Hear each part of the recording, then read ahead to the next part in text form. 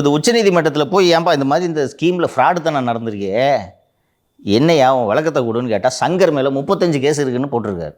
யோ நான் என்ன கேட்டேன் அவங்ககிட்ட, அதில் என்னையா ஊழல் நடந்துன்னு கேட்டால், சார் அவர் 35 கேஸ் இருக்குது சார், இருந்தாலும் மேலே அவன் ஃப்ராடு சார், அவன் சொல்கிறது கேட்காதீங்க சார்னு பதில் மனு தாக்கல் பண்ணியிருக்காரு கார்த்திகேயன். ரைட்டா? இப்போ இதில் என்ன நடக்குதுன்னு கேட்டால், இப்போ இந்த ஜனங்க சொல்லியிருக்காங்க இல்லையா, எங்களுக்கு மாதம் 20,000 30,000 தரேன். அவங்களுக்கு தெரியுது 3 லட்ச ரூபா. ஒரு இந்த கணக்கெல்லாம் கரெக்டாக எழுதுறாங்க பாருங்கள்.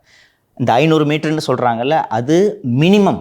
ஒரு வண்டிக்கு 500 மீட்டருன்றது மெட்ரோ வாட்டர் போட்ட ஒப்பந்தம். மினிமம் 500 மீட்ரு, 1000 மீட்டர் கூட ஓடலாம். ஓகேவா? இந்த 3 லட்சம்ன்றது மினிமம் இன்கம். 5 லட்சத்து கூட ஓடி இருக்கலாம்.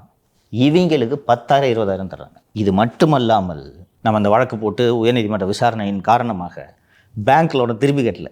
வண்டியை திருப்பி வாங்கிடும் பேங்க் எப்போனாலும். சரி, பேங்க் லோனை திருப்பி கட்டலைன்னா இதனால ஜென்கிரீனுக்கு எதுவும் நஷ்டம் இருக்குதா? இல்லை சார். நம்ம தான் கடங்காரன், தெரியுதா?